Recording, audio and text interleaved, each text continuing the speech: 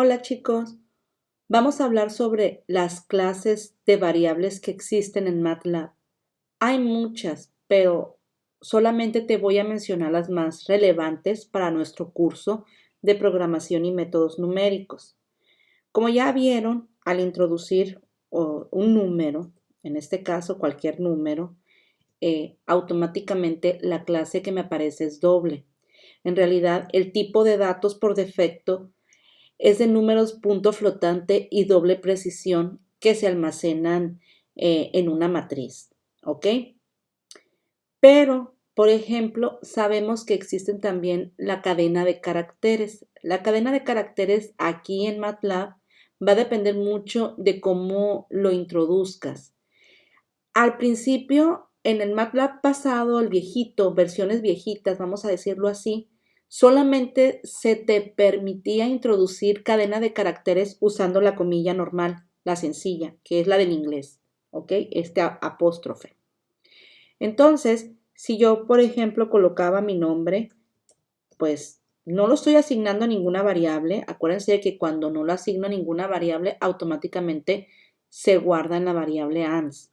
Entonces, en este caso, si te das cuenta, por eso yo tengo activo el workspace, porque me gusta estar observando qué clases o de qué tipo tengo mis variables, porque eso me sirve a mí dependiendo del comando que voy a utilizar, las características de sintaxis que tenga ese comando. En este caso me aparece como char. Así era MATLAB antes. Ahora ya te permite introducir las comillas. Por ejemplo, voy a poner la doble comilla en este caso y voy a poner, por ejemplo, Mazatlán. Entonces, si coloco Mazatlán, en este caso, esa variable ya se eliminó la otra porque obviamente no la volví a meter a ninguna variable y se sobrescribe en la variable ans. Y ya me aparece ahora que la clase viene siendo string, ¿ok? Para usos de la programación que nosotros vamos a realizar, pues va a ser igual, lo vamos a tomar en cuenta como que son iguales lo que es el string y lo que es el char, ¿ok?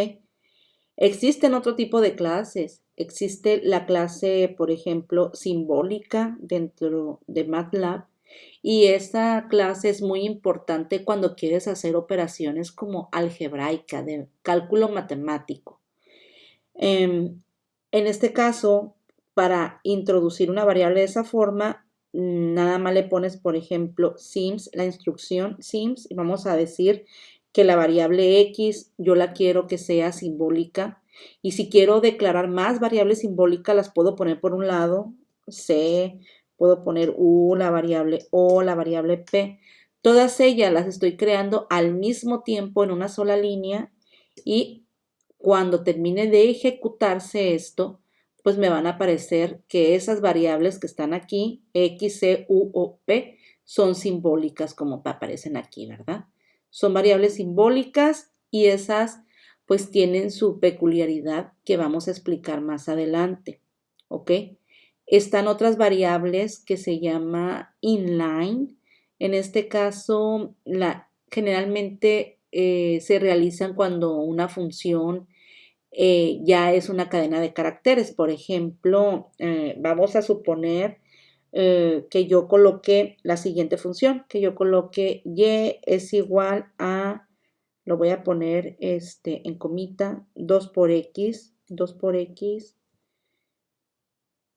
le voy a poner punto y coma, y este 2 por x ya viene siendo una función char. Entonces, si yo hago la conversión de un char a una función inline, por ejemplo, ponerle y es igual a inline y, yo ya tengo otro tipo de variable. Cuando le dé enter, me va a aparecer aquí y esa función y ahora ya es inline, que me va a servir para otro tipo de situaciones en las que yo quiera hacer evaluaciones rápidas, ¿no?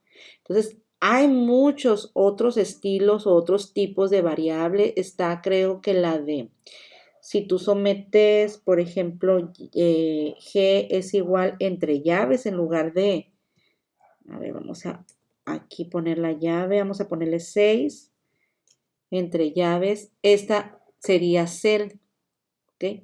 Me aparecerá acá, ¿no? En la letra G. Es otro tipo de variables. Y así sucesivamente. Vuelvo a repetir, cada una va a tener sus peculiaridades de cómo la vas a utilizar y para qué fines y aplicaciones la quieres. Sería todo con respecto a las clases de variables que existen dentro de MATLAB.